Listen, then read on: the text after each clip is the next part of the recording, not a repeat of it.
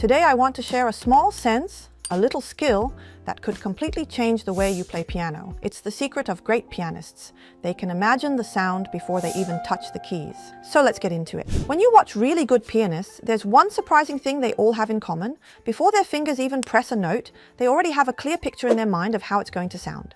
Most of us just play a note first and then think, oh wait, that's not the sound I wanted, and try to adjust after. But the masters are different. The moment they touch the keys, the exact sound they imagined in their head comes out. Of course, they weren't born like that. They also went through thousands of hours of trial and error to find the sound they wanted. So the question is, how did they get there? The secret lies in finger sense, and you can think of finger sense as having two main parts. The first is your ear sense, the ability to imagine the sound you want ahead of time. Maybe here you want a warm sound, here a sharp and clear sound, or hear a deep and rich sound. It's about painting that sound in your head before you even play. The second is your finger sense, the ability to actually bring that imagined sound into reality through touch. How deep should you press? At what speed? At what angle? All of this control happens right at your fingertips. Take Debussy's Clair de Lune, for example. Before you even play, you imagine the sound first, a warm sound. Then, as you press the key, you notice what kind of touch brings that sound out.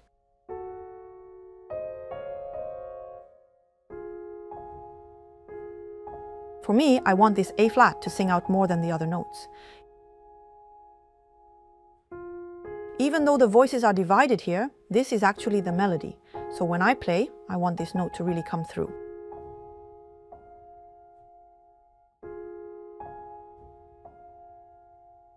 That's the sense you need to practice. Try it like this. Then like that. And notice, oh, this level of touch gives me the sound I want. When you find it, lock that feeling into your memory. That's the process. So you really have to listen very carefully with your ears and also remember that feeling with your fingertips.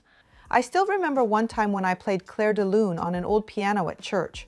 The instrument wasn't in great shape, but I tried my best to bring out the sound I had in my head, playing very carefully. And you know what?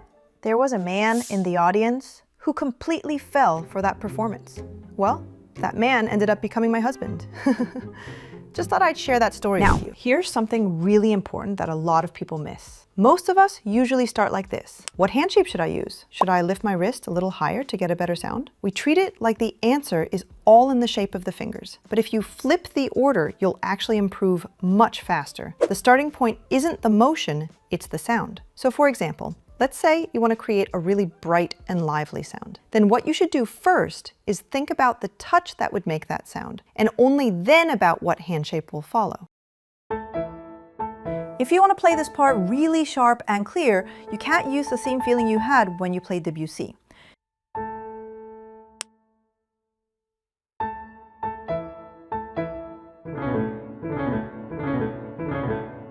In Clair de Lune, you'd probably play it more gently, like this. But here it's different. Your fingertips need to be sharper, more defined, to bring out that sound. Let's go a little deeper.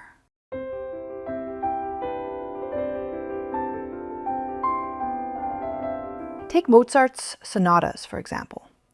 When you play something like Do, Mi, Sol, Si, Do, Re, Do, you have to ask yourself, what sound do I want here? Maybe you want it to be really beautiful and crystal clear, so you try it this way. Then try it another way.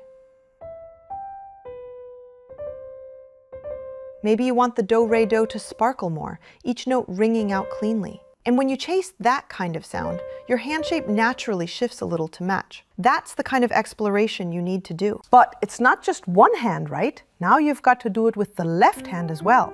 A little tougher, yeah? This is also about building that sense. Like, when I play this note, it feels this way.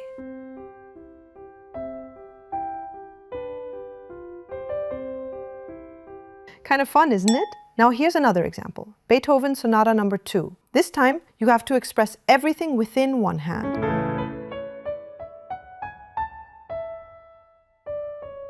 So let's say you've got mi, re, do here, but at the same time, there's another line inside that same hand, which means this note needs one kind of touch, but that note needs another. You've got to connect mi with re while keeping it different from the others.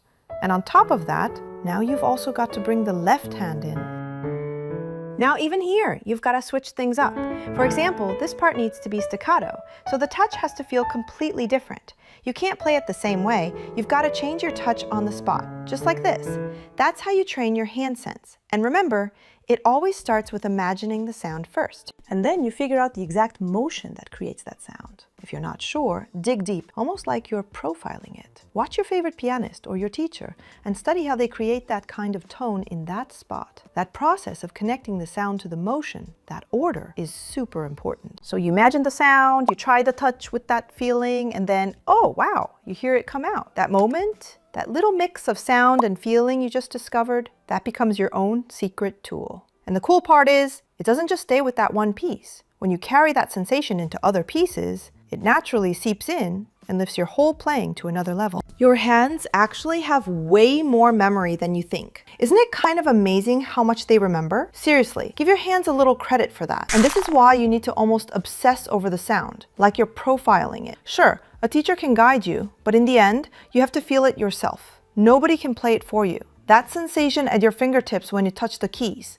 your body has to remember that. And it only sticks when you've actually produced the sound you were aiming for. That's when it becomes a special kind of memory.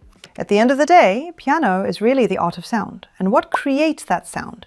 It's the feeling in your fingertips. So from today, don't just focus on playing the right notes. Focus on creating the sound. The moment your ears and your fingertips start talking to each other, your playing jumps into a whole new dimension. What kind of sound are you imagining for your next piece? Share it in the comments.